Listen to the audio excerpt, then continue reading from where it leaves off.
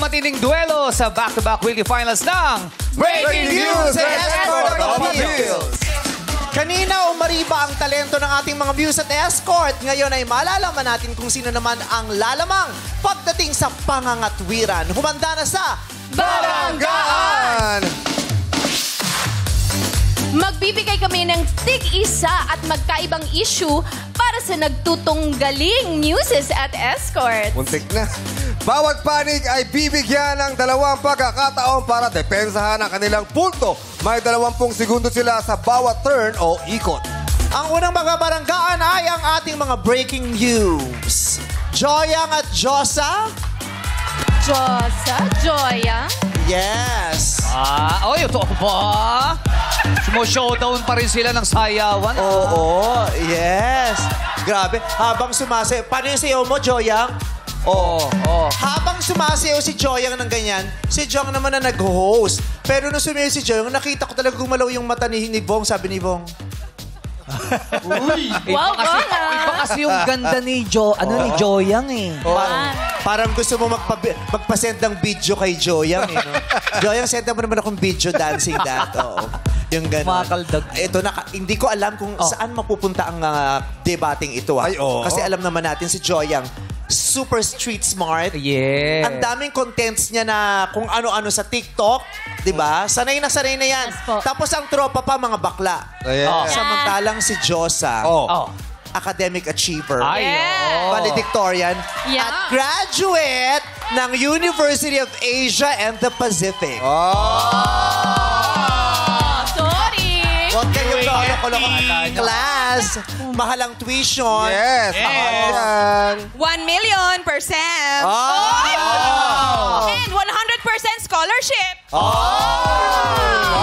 Scholar. So, 100%. kaya naman, syempre, paano natin pag pinagtagpo mo yung street smart at saka yung academically inclined, academic achiever, paano kaya sasabog ang debate?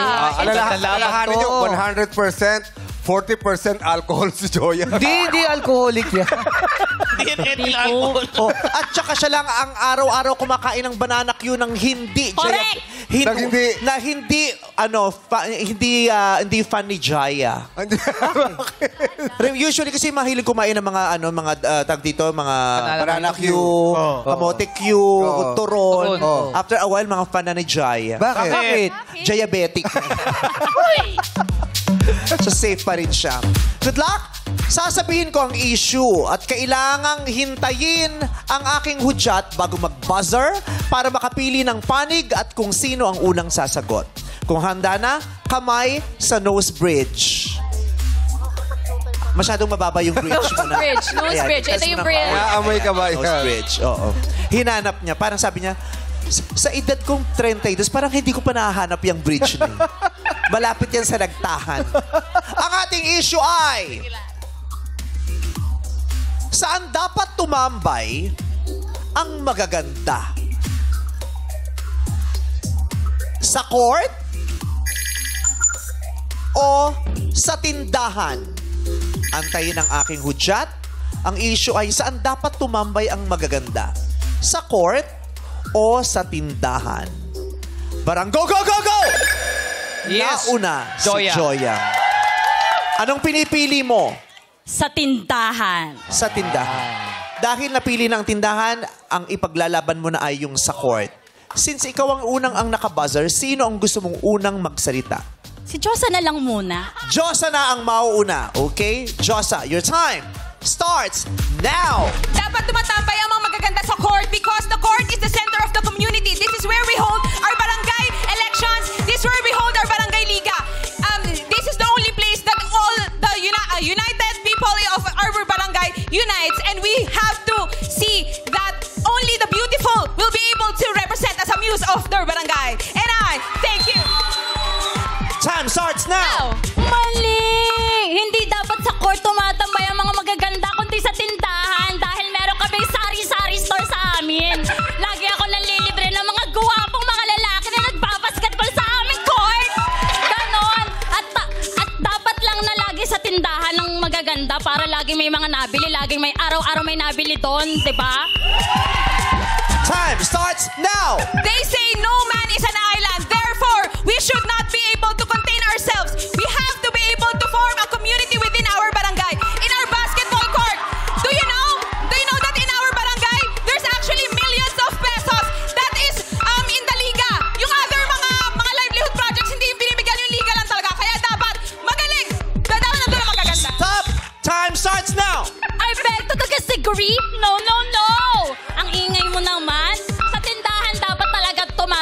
ang mga magaganda.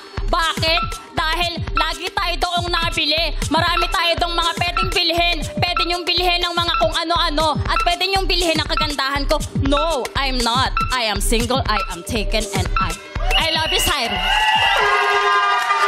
Oh! Sa mga naguluhan sa mga pangyayari, maya-maya lamang po after 30 minutes, pwede itong balikan sa YouTube, may subtitle na. Ang bibilis magsalita Mas kasi. makaka-follow kayo doon. Kasi si Negi kanina pa gano'n na gano'n kay Jukes at saka kay Ralph. Nagpapatranslate si Negi eh. Ba't ka nagpapatranslate kay Jukes at saka kay Ralph?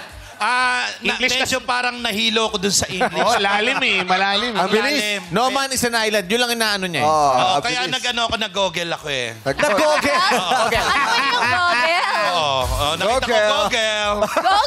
Google! At yan ang barangga ng ating Breaking News Weekly Finalist. Salamat sa inyong dalawa at good luck. Pero ano naman kaya ang masasabi ng mga kaubayan natin dyan? News reporters, Jukes and Terry. Pasok! Maraming salamat, Kunsong! Talagang riot na saya ang hatid ng dalawa nating mga views at di na maalis ang ngiti ng ating Madla people! Tingnan natin kung napahanga pa nila ang ginoong kasama natin dito ang board member. Eto, board member Ralph. Ralph, Yes po. Dito. Ralph, Ready. ano ba masasabi mo sa naganap na baranggaan ng mga Muse kanina? Grabe yung baranggaan ng mga Muse. Josa, napakatalino mo. Sobrang eloquent mo talaga. Ang galing mo sumagot. As in. Eloquent. Okay. Eloquent. Okay. Kay Joyang naman sa baranggaan, grabe din yung emphasis niya sa lahat ng mga pinapanindigan niya kanina. So, sobrang galing nilang dalawa talaga. Sa conviction, sino yung pinaka may conviction sa dalawa para sa'yo? Para sa akin, si Josa talaga yung may conviction. Alright. English, naintindihan mo. English. Yeah, of course. No problem. Okay, maraming salamat, board member Ralph. Yan muna dito. Back to you guys! Maraming salamat, News reporters, Jukes and Teddy. At kayo naman, dumako na tayo sa baranggaan ng ating mga escort of appeals. Arnel at Mamerto. Oo. Ay, ba? Grabe ito. Yes. Arnel, napaka-pogi mo dun sa talent Ibakla. portion. Thank you po, Meme. Tinalo mo si Super. Neo. Ay, teka lang po, baka si Miss Ann po ma-fall eh. Oh, easy ka lang. Actually, munti ka na, as in, gwapo ako sa kayo kanina nung Of sumasayaw. course, thank you. Thank you. You're welcome, Ayan, oh. Ay, Ayan. yes. Wow, pag sumasayaw, please don't stop. Mapapagod dyan. Pero grabe rin naman ang swag ni Arnel. Angas. Mamerto, si Mamerto. Ano, Arnel? Ay, si Mamerto. Si Arnel. Dali na. Mamerto. Ito si Arnel. Ito si Arnel. Mamerto. Si Mamerto. Ang swag ni Mamerto. Yes. Grabe. Kung siya si Ann, ako si Undertaker. Pero ang tanong ko na sa Mamerto, nakatulong ba si Snoop Dogg sa pagrarap sa'yo? Dogg. Kanina? Kung nakatulong naman po, ang laking tulong niya kung siya si Snoop Dogg, ako naman si M.M. Hindi si Eminem. At grabe ang supporter si ng barangay, ha? Tingnan mo. Binuksan ang padlock ng City Jail. Para full support ang maibigay sa'yo. Diba? Yung rap na ginawa mo kanina, ikaw bang nag-compose nun? Original mo yon? Opo, Meme. Ganda. Nagawa ko yun nung malungkot ako, kaya ngitian mo lang! Yes! Magandang ngitian mo lang. Yeah. Pareho, ang ganda ng talent na ipinakita nyo ngayon. Kaya naman, kailangan may umungos na pagdating sa debate para malaman na namang hurados kung sino ang ipapanalo nila at the end of the segment. Kamay sa nose bridge. Ang ating issue ay, kung sakasakali, anong araw ka pwedeng maging pangit? Anong araw ka pwedeng maging pangit? Sabado? O linggo? Mamaya na. Antayin ang hudyat ko. Anong araw ka pwedeng maging pangit? Sabado o linggo? Parang go, go, go! Yes, Arnel. Anong pinipili mong panig? Linggo. Linggo. Dahil pinili mo ng linggo, mapupunta sa iyo ang Sabado. Sinong unang magsasalita? Siya po. Mamerto. Mamerto. Una kang tatalak. Ang ipaglalaban mo ay Sabado. Ang araw na pwede kang maging pangit ay Sabado. Your time starts now! Mas pinipili ko ang Sabado. Dahil mas makakapag-ready pa ako pag linggo. Para pag linggo, mapagsimba ako, pogi na ako. Ikaw, linggo pinili mo. Hindi ka ba natatakot sa mga kasulubong mo sa simbahan? Tandaan mo, maraming tao sa simbahan. Sana naman pinili mo maging pangit Sabado. Pag nagsimba ka, kawawa sa'yo mga tao, lalo magiging makademonyo. And I thank you! Time starts now! Pinipili ko ang linggo because the gravity and the atmospheric earth and the downs to mainstream and the following days and another day and Monday, Sunday, Saturday, Friday, and Sunday. Para pagdating ng linggo, gopings na ako, pre! At isa pa, mas maganda talaga yung linggo kaysa Sabado kasi pag linggo, day off yung mga tao. Yung Sabado may pasok yan. Hindi ka makikita niyan kahit... Time starts now! Day off daw ng mga tao pag Sabado. Day off ng mga pangit pag Linggo. Ah! Mga pangit, Linggo! Mga pangit! Kami mga Sabado, nakapag-ready pa. Para susunod na Linggo, pogi na kami hanggang Lunes, hanggang Sabado. Ah! Ang galing ko! Ang galing isip ko! Your time starts now! Paano magiging Sabado, linggo nga? Paano mo nasabing Sabado, linggo nga yung sinasabi kong gwapo? Pwede akong maging pangit kasi mas gusto ko siya at mas feel ko at mas feeling ko. Ang gwapo ko talaga pag Monday, Saturday, Friday at pagtapos doon, ang mga ibon, ang mga aso, ang mga pusa, ang mga daga, mga ibis at kung ano-ano man, sa Sabado sila lumalabas kaya pwede ako lumabas ng linggo. Okay! Alright, panutin natin ang baranggahan ng ating mga escort of appeals. Paano naman kaya ito tinanggap ng kinauukulan? Escort Sergeant Reporter Chang Ami, pasok! Maraming salamat, Jong. Yes, yes, yes, to the highest level ang energy ng Madlang People. Kung saan ako naroon ngayon at kapansin-pansin din ang reaksyon ng ating mga board members. Ano nga ba ang kanilang saloobin sa naging baranggaan ng mga escort? Eto na alamin natin mula kay board member Will. What can you say about it? Grabe, first of all, congratulations sa inyo lahat. Pero Arnel, grabe, nakita ko yung conviction, yung pinaglalaban mo na pogi ka. And of course, ikaw din, Mamerto. Pero mapunta tayo sa talent.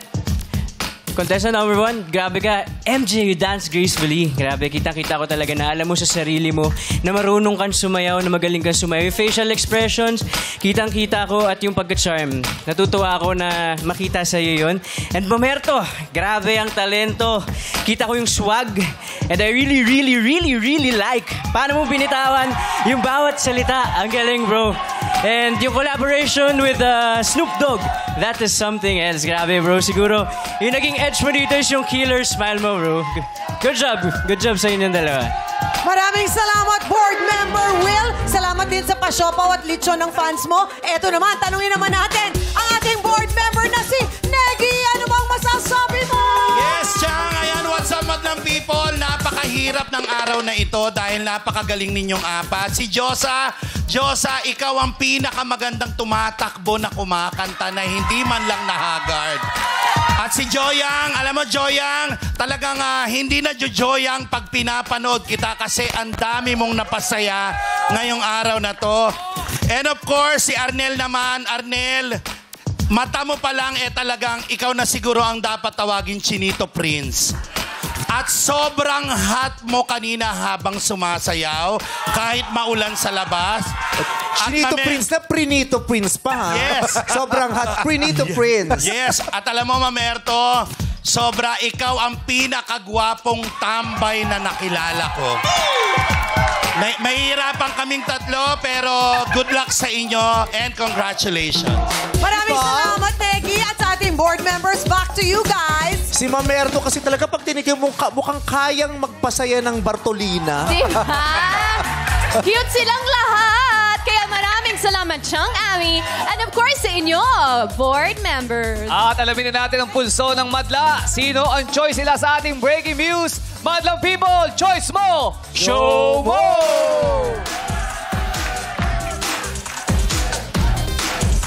Ba, nakakalamangan to. Sinong escort of appeals naman kaya ang mas nagpahanga sa kanila? Madlang People, choice mo! Show mo! Sino yung bet ng escort? Parang parehas to, Okay. Good luck sa ating lahat. Pero bago yung palakpakan natin, dahil pinasaya nila tayo ngayong tanghali. Super! Pinakitaan ang kanilang personalidad. nakatangi-tangi at kaaliw-aliw na mga talento. Kung last week, Brad, parang walang natalo. Yes. Diba? Tay-tay Oo, parehas tay-tay yun. sila. Oo. Lahat. Ay, ngayon naman, parang walang mananalo. Bakit?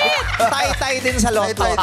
Oo, para meron tayong laging trending na ganap. Pero ang galing nyo kasi kahit nagpapatawa sila, ang husay nila sa kanilang mga talento. Umaapaw ang talento Diba? talaga. Yeah, that's the point of this segment, diba? Meron tayong makikita at matutuklasan beyond the physical. Yes. Correct. Diba?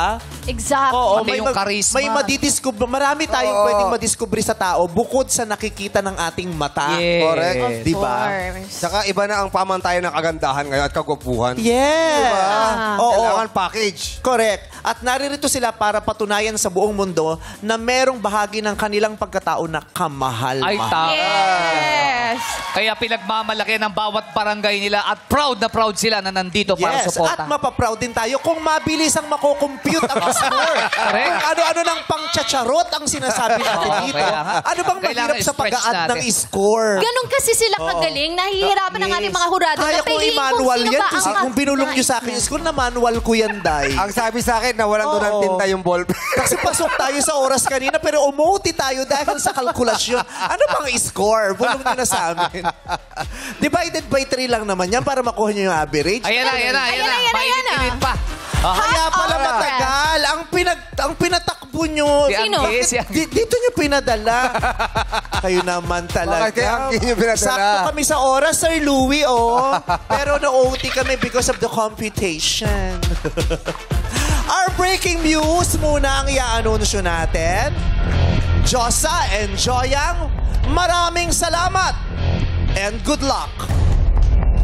Our breaking news weekly finals winner is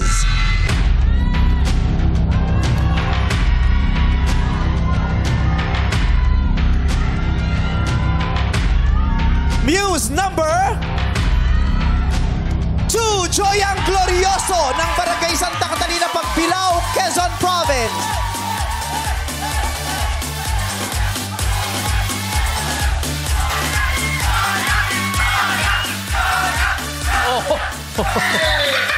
Congratulations! Mag-uwi ka ng sash, trophy at 20,000 pesos at babalik ka sa finals!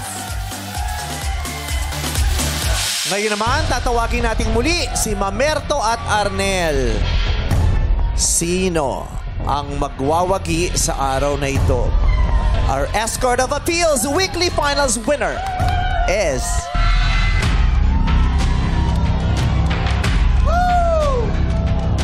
Escort number 2, Mamerto Salmorin ng Barangay Poblacion, Muntinlupa City. Congratulations! Mag-uwi ka rin ng sash, trophy at 20,000 pesos at babalik ka pa sa finals!